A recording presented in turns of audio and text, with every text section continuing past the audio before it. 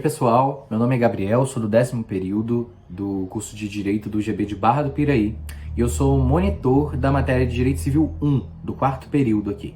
Tá? Essa é a nossa 4ª aula de monitoria. A gente falou nas aulas anteriores sobre o direito obrigacional, sobre as relações obrigacionais, sobre as partes, os objetos, os elementos dessa relação obrigacional. A gente recapitulou também um ponto da matéria anterior, matéria ainda do 3º período, que é a prescrição e a decadência. E hoje a gente volta a falar da classificação das obrigações. Nós temos várias classificações previstas nas nossas doutrinas e no Código Civil. Hoje a gente vai falar da obrigação que é simples ou composta. A obrigação simples e composta é aquela que foca no objeto da relação obrigacional. Tá? Então, objeto, como eu já falei, né? Objeto ele pode ser um bem, objeto ele pode ser uma prestação, uma atividade, vai depender ali daquilo que as partes tiverem combinado, daquilo que estiver avançado entre as partes, né? Qual o objeto daquela obrigação? A pessoa tem que, o devedor ele vai ter que te dar alguma coisa, algum objeto concreto ali, algum bem material, alguma quantia em dinheiro, ou uma casa, ou um celular, enfim.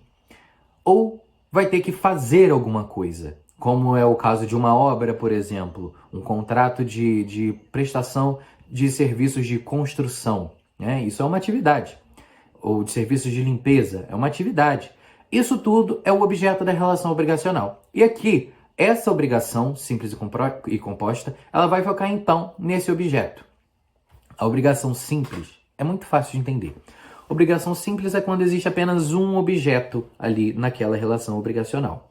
Tá? Então, as partes definem que o devedor dará alguma coisa ou fará alguma coisa em proveito da outra. Tá? Isso é uma obrigação simples, existe apenas um objeto.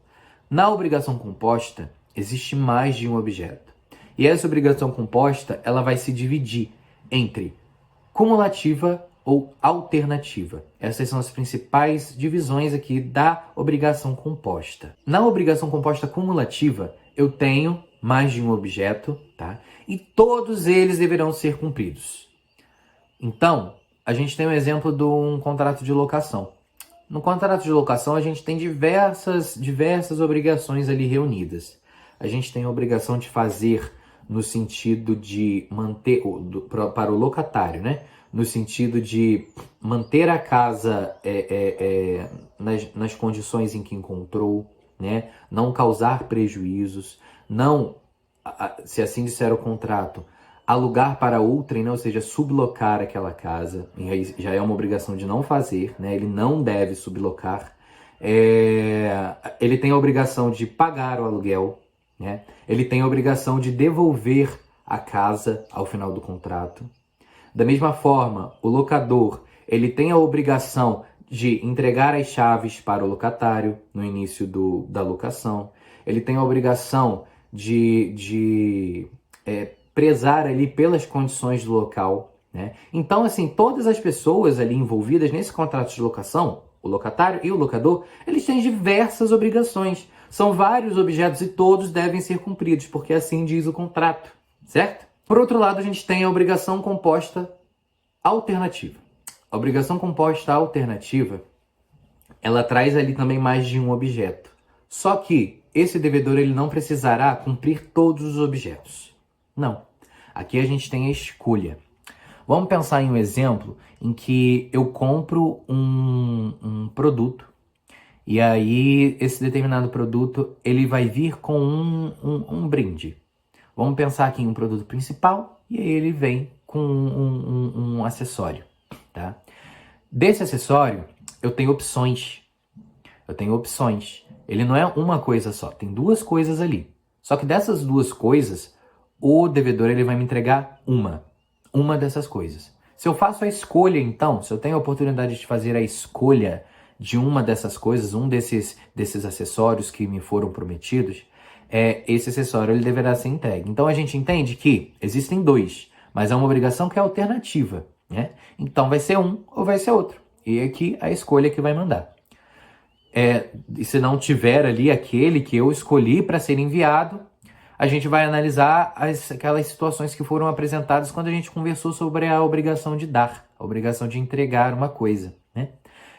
Se houver culpa ali por parte do devedor, vai ter perdas e danos, ou o valor equivalente. Se não houver, aí eu posso ficar com a outra mesmo que tiver, porque são duas, né? E aí eu tenho essa situação da obrigação ser alternativa.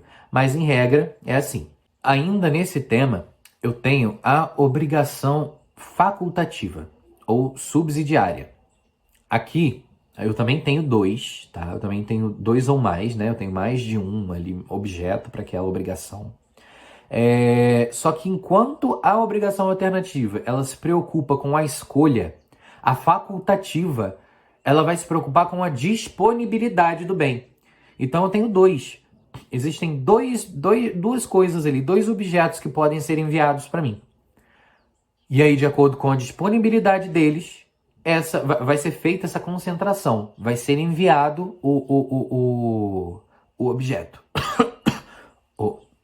De acordo com a disponibilidade, vai ser feita essa concentração e vai ser cumprida a obrigação. Vai ser enviado o objeto, por exemplo, né? Lembrando que existem, então, aqui também dois, porque se trata de uma obrigação que é composta. A regra da obrigação facultativa, então, se não tiver um, vai a outra, tá? E nos casos em que não tiver disponibilidade para o cumprimento, vai ser cumprida a obrigação com o equivalente. O credor, ele não será prejudicado, porque, como já falei nas outras aulas, o foco no direito obrigacional é a satisfação dos interesses do credor.